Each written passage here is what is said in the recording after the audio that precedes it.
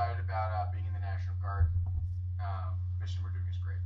So one thing I wanted to bring up is if you haven't yet, please like, share, and subscribe. You can point down there to that little button, click like, notify when you get new videos. And if you guys want merch, obviously, we have all the patches and everything in. So go to www.adamdrio.com for your Space Mom patches, Darksaber patches, stickers, all that fun stuff to support the podcast. And I still got a few more of these shirts left. So if you want some Season 1 t-shirts, shoot me a email, send me a message on the website, and I will hook you guys up. Anyway, so what is today's purpose? Well, today apparently is Denim Day. And it's Stand Up USAFA Day, where we wear denim and some arbitrary t-shirt, and we recognize that we admit that I have a friend, or I myself, was sexually assaulted. Well, one, I'm telling you, I'm not wearing any denim. And this is a hard part for me because I think we're just pandering from leadership or in the military in general. This isn't just a Air Force Academy specific issue. This is a military-wide issue, also civilian colleges and everything else, where apparently if I wear a teal-colored shirt or a special t-shirt and I wear a pair of blue jeans, I'm signifying that I'm unifying myself and others who have been sexually assaulted. It doesn't do a damn thing to fix the problem. We're not having these hard conversations with each other. I understand that USAFA has been having some sex ed classes, which I think is a great progressive thing. I think you guys need more of that. In my opinion, I think understanding human sexuality and relationships and everything else today isn't discussed enough. And I think that's as a positive move. But once again, we're just pandering. We're not fixing the problem, right?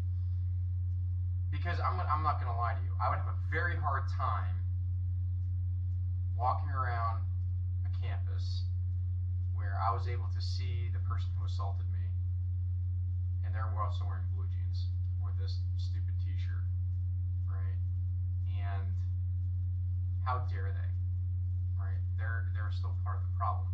They were never brought to justice, and now I have to look at them every day in class. And I'm sure some of you feel the same way. The problem is the justice system in itself. We're not fixing the problem. Commanders have too much power. The military justice system is broken, and I encourage all of you to follow Senator Gillibrand. We're trying to push the Military Justice Improvement Act, along with Protect Our Defenders and the Never Alone Advocacy Group, which I encourage you guys to follow as well. We work with the Never Alone Advocacy Group on the side as well in DC, and also with the Carry On podcast with Lindsay Rowland. She's a lobbyist, and she's also been helping us get into the doors of a few places.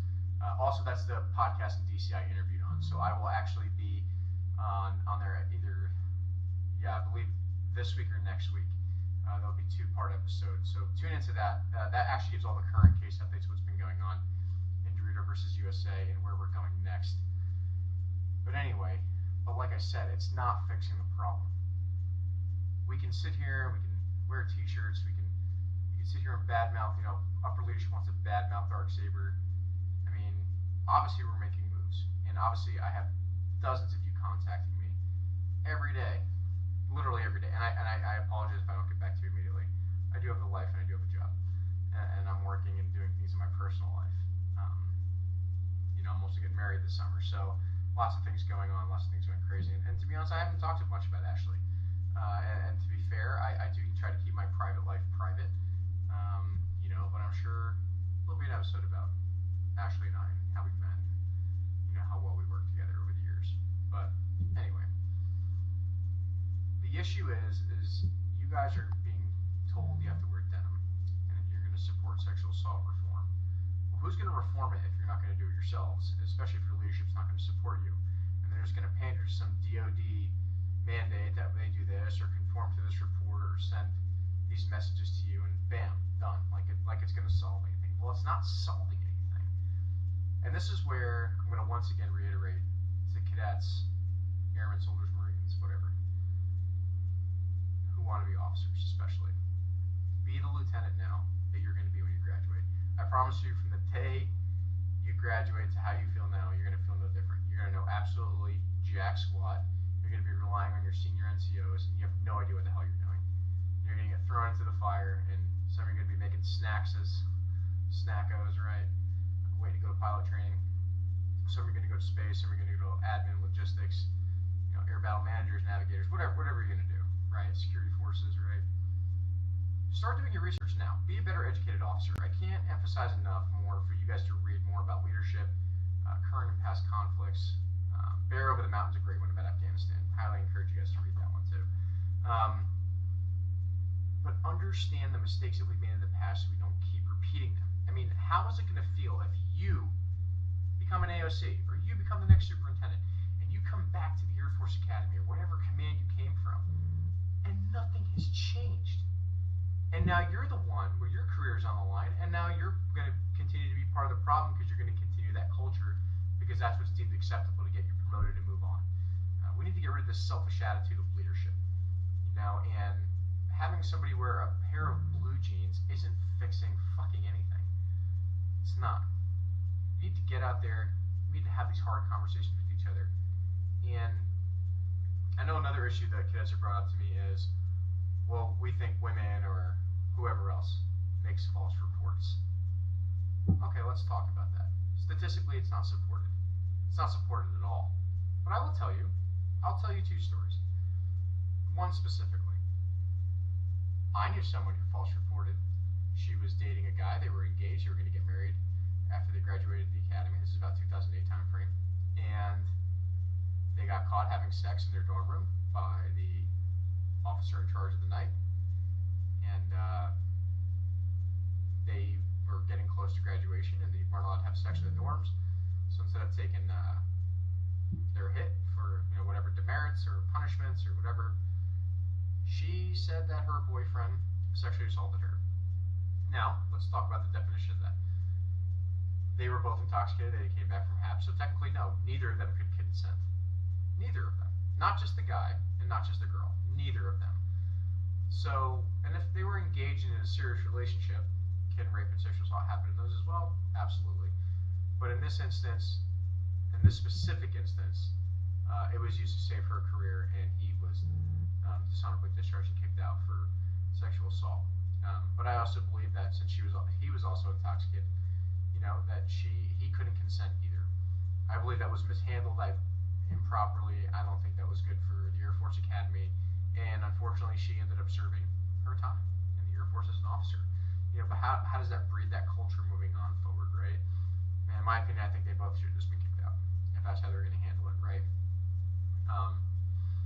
Because it's coming or whatever else you want to go in UCMJ.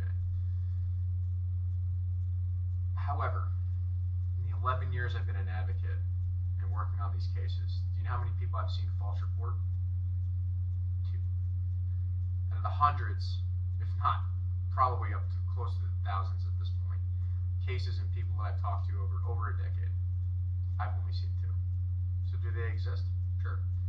Does it happen? Absolutely. Is it very rare? You bet your ass it is. We need to support and believe survivors. And here's the thing. When I tell people if they're going to report, whether it's unrestricted or restricted, you need to be violently sure.